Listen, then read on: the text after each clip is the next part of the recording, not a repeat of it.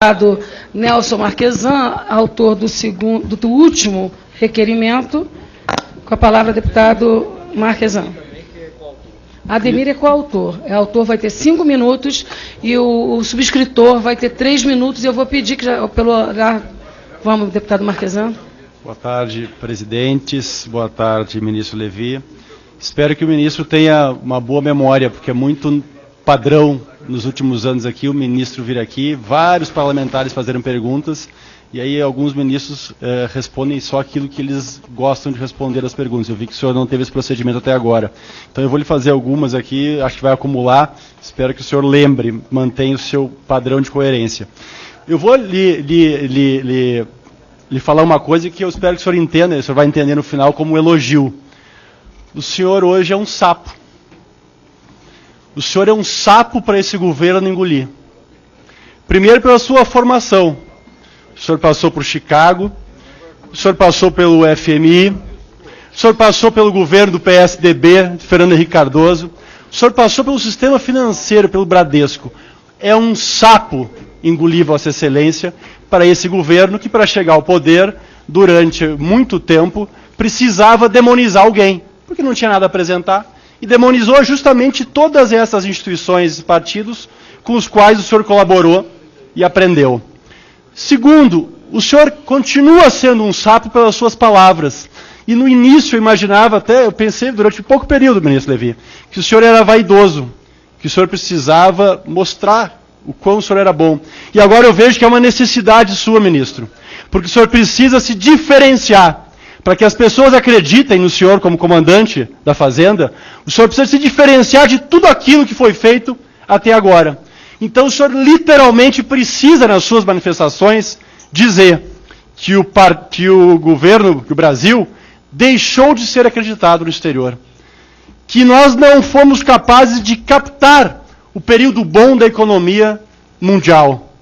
Que nós tivemos uma enorme confusão na desoneração, ou seja, da distribuição de benefícios. Até, quem sabe até foi mais do que confusão, né, ministro?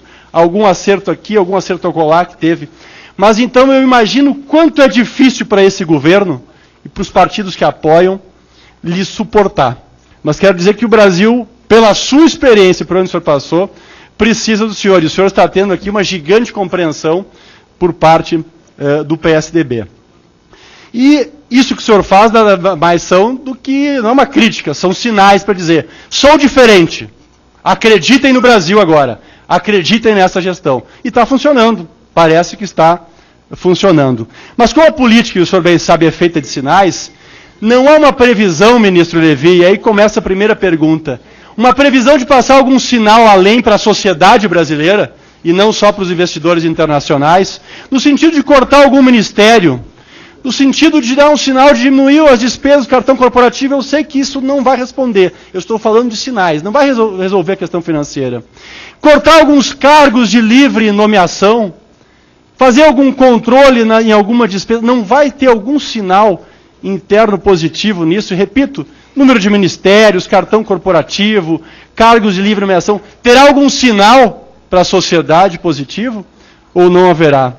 A segunda questão é com relação... o senhor falou aqui que nós tivemos 463 bi do Tesouro para os bancos públicos. No ano passado, os bancos públicos, ou melhor, o governo sacou dos bancos públicos 40 bilhões para financiar suas atividades, seus programas. Então, minha pergunta é muito específica. O senhor é ministro da Fazenda hoje. O ministro da Fazenda não sabe, não tem condições de saber o quanto os bancos públicos estão lhe adiantando? Foram 40 bilhões.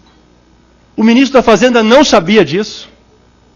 Segundo, ele era muito incompetente a estrutura da Fazenda antes, ou ela efetivamente concordou com isso? Porque só tem essas duas alternativas.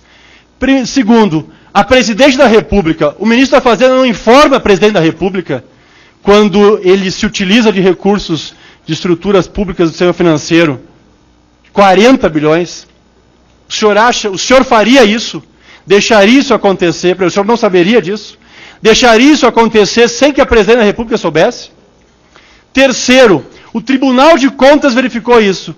O senhor acha que o Banco Central não verificou isso? este crédito ao Tesouro? Essas são perguntas bastante específicas com relação a esse tema. Outra questão é com relação ao Conselho Administrativo de Recursos Fiscais. Foram 19 bilhões, segundo a investigação, de desvios. A Receita não percebeu esta falta de arrecadação, de recuperação de crédito nas metas? Deputado, só eu estou na penúltima pergunta, presidente. De 19 bilhões? Ou o senhor acha que alguém da Receita está junto nessas negociações expostas com esses contribuintes? Foram 19 bilhões. E por fim... Deputado Marquesan, eu vou fazer a mesma pergunta que eu fiz... Não, só um momentinho. Vou fazer a mesma pergunta que eu fiz ao deputado Alfredo Kaifer. Como autor do requerimento teria... 30 segundos, presidente. Vossa Excelência deu... Não, eu quero só colocar a mesma coisa. Eu continuo o tempo com Vossa Excelência e não dou réplica. Para concluir. Não, para concluir. Vou concluir em 30 segundos. Então, vamos lá. E vou aceitar a réplica. Pátria Educadora. Com certeza isso não foi do seu ministério nem da Educação. Foi do ministro João Santana.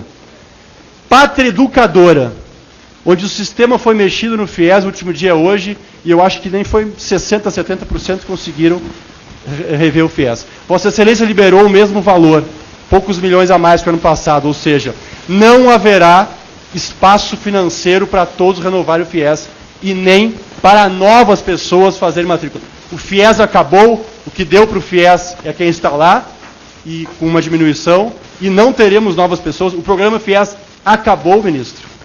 Deputado Ademir.